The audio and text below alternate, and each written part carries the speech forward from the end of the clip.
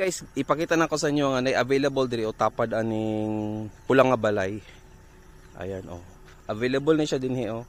70 square meter. Kining pulang nga balay guys, 70 square meter na siya. Kana pud puti nga balay, 70 square meter na yung property. Ito nagtukod po dito oh, 70 square meter. Kini available na diri guys oh. Oh. Dool sa kasada diri oh. Oh. Tanawa. So kana siya, available na siya dira. So paunahay na lang. Ay sir, pwede po na ako i-recommend niyo sa mga sir. Available ni siya sir. Kini na lang kuha sir. Oh. Kini nagtapat pud balay nya. Duol lang pud sa balay ni ma'am. Tag-iya sa property. Kini oh.